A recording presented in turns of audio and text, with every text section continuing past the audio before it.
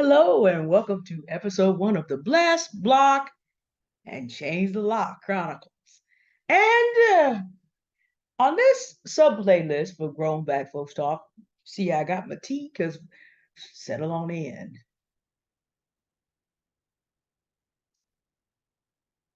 I got some stories to tell y'all. Stories about people that made it into my 2023 or 2022 or 2021. Some have been gone for a little minute, but were not allowed to come over to 2024. Those that survived, that is. And I plan to do this in a more storytelling way. And the reason I'm telling these stories is I did the introduction for this playlist earlier today to do a pretty deep theoretical basis of, we're going to do things a certain way. These are not people that I hate. I'm only going to mention, the kind of characteristics that we obsess about in the Black community and in America to try to prejudge, that is the meaning of prejudice, to see who's going to get certain benefits or not. I will let you use your imagination, except when it is germane. And some things, because I am a Black woman, that cannot be gotten around, I won't mention it when it is germane. We begin our tales of who got the lock put on, actually over here, with the dump truck man. And no, he was not actually a garbage man nor driving a dump truck, but see, people, well, let me start the tale from the beginning. I knew him back in the days when I was more involved in the gospel music scene in San Francisco. And of course, that was a weak time for me as for a lot of people around me. I had gone through the loss of Frank, which was devastating. I was being abused by a narcissist in a job at this point too, and not knowing what it was because Stephanie Perry wasn't on the air yet. Kristen and Carrison, I didn't know what was going on with that either. I didn't know about narcissism. I will say about this gentleman before he gets his episode that working with him helped me understand who Donald Trump was. That was actually very helpful. Good primer. Good primer. Good primer. A lot of basic business skills that I built up today to be doing what I'm doing. I also got there. So again, even though I have blocked certain people from my life, I'm not necessarily blocking them in hatred. Anyway, dump truck man, met him during that time period. And of course, because it was a much weaker time for me, I was about 10 years younger than I am today and not as aware of how certain trends have been proceeding in American life for a very long time. I knew there was something wrong, but then there was enough wrong with me so that it didn't strike me as the kind of red flag that would have led to his reintroduction to me in the new year. This individual slid into my DMs. Now I haven't heard from individual for I don't even know how many years exactly. And what I also need you to understand, because it is germane, that he's at least 8 to 9 years older than me. So if you're 8 years older than me now, you're in your 50s. You are a 50-year-old whole human being, a well-grown man, way past 21. You're gonna slide into some woman's DMs that you have not talked to for years for any substantial reason. It turns out I set him up to get some voice teaching. He completely bombed that opportunity. And having bombed that opportunity, can't bring himself to go talk to the person that he bombed the opportunity with to get another chance. No, he rolled up. Not only did he have slide into my DMs talking about, could you get in contact with so and so for me? I'm like, okay, so you a 50-year-old man who can't talk to another 50-year-old man? Okay. And I'm just gonna put in here what I want. Could you forward this to him? This man, you know how Facebook kind of has a limitation on how much it'll show at a particular time. This man copy and pasted. I didn't bother to read it all, of course, but it just the top of it was the saddest, most pathetic, most ridiculous thing I have ever seen. So I'm sitting there. Thought number one, sir, have you lost your mind? 1A, what do you remember about me? 1B, no, that's not even the right question. Because if you have boundaries that are this weak about yourself, you really shouldn't be sending information about your failures because, men want respect, right? You really shouldn't be sending information about your failures to someone you haven't talked to for a while like this. And at 50 years old, you don't understand boundaries for yourself, much less me. 1C, I'm not going to read this because I have more respect for your reputation than you do. I don't need to know by the time we done got to the airplane ride and all the rest, which is in like the first fourth of this. I'm not going to read all that. Number two, sir.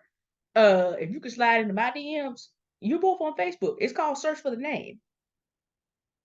You 50 years old and you don't know to do that? Number three, me even associating with you is a reputational risk at this point because you don't have boundaries. See, you don't have boundaries, which means that if I even had thought about intervening in any way and being reconnected with you in any way, your lack of boundaries means we cannot have communion of any kind.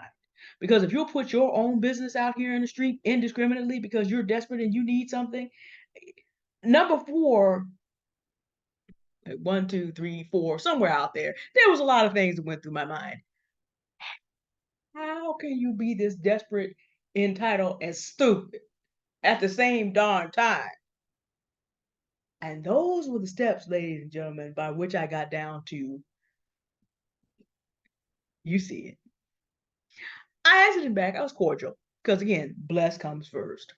I am a Christian, and if you really read the Bible and you look at the Lord Jesus, he always maintained dignity. He could turn over a table in the temple with more dignity than I've had in my entire life. He always maintained dignity. He always remained the king. Always. He never was out of pocket. He was appropriate for every situation. So there was no reason for me to tell him about himself. When a person is that blind, trying to reason with them is a fool's errand. And I haven't gotten to 43 years old to continue to be a fool. So I told him, Happy New Year. You'll find him on Facebook, but we haven't spoken for years, and so I am not about to take this on and be an intermediary for you. Sent, blessed, blocked, hard block. Change the lock. No way back.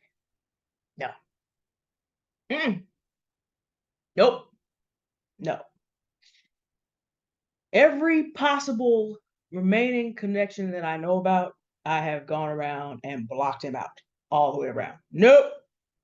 Because a person who's that blind is a risk. Now, this doesn't make him a bad person. It makes it he's operating a very desperate, pathetic, ridiculous way. The only time you think of me in all a decade now is to have me do some work that you're too scared to do, and you're 50. I don't know what's going on there, and nor do I want to be bothered. Desperate, entitled, stupid people. At least in this respect. I'm sure he is very confident in other aspects of his life. But when you feel like you have to break through boundaries of this nature with people who you have not talked to for years in this social media environment, and you don't know how that person feels about you and how are they going to react when you dump all this information, you might end up on somebody's video, except the difference is I'm not going to attach this person's name. And again, I have to tell you that he's a man. That's important. I haven't given you any other, and I've given you his age because it is germane relative to me and relative to the person he wants me to talk to. But you can imagine whoever you want in this situation, and if you're imagining anybody that you know around you has absolutely no boundaries. See, I don't discriminate. I could have just as easily illustrated the dump truck man with a woman that I used to know. Hard block.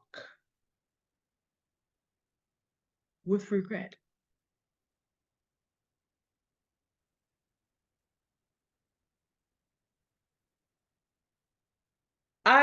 My heart goes out to people like this because you're gonna overshare with the wrong one, and you're going to become a reputational risk to other people at some point. When you get to be plus 40 and you don't have this together for whatever reason, your life becomes very, very difficult because there's a time in life. And my next video, y'all remember the panko breadcrumber, right? You have to begin to look at that clock. If you're a black woman, 40 is halftime. Average age is 75 to 81. 40 is halftime. So I'm 43. We about to start third quarter. If you're 50 and you're a black woman, you're late in the third quarter. There are some other demographics close to us in which 50 is not third quarter. 50, 55 is the fourth quarter. Average age 66 to 72. So you need to really be careful about what you're doing, because your opportunity in life to be able to do things, even physically, to have that kind of energy to fix things up when you've messed them up, is just not as much when you're in your 40s and your 50s than it was when you were in your 20s and your 30s. My heart goes out to people like this because I know that they're making a hard time for them. But I am not the cleanup woman, y'all. No. Blessed, blocked, change the lock. All right. I'm going to do a bunch of these today and spread them out. Got a lot going on this next couple weeks. But I do need to talk about the panko breadcrumb. Is this his second time trying to come back through? Y'all ready to hear about what I'm ready to do with some stale panko? That's next time. Thank you for watching, and goodbye. And remember, I'm doing these videos so that you know you have a right to exit the people that are driving you up the wall from your life too. Bless them, block them, change the lock. Bye.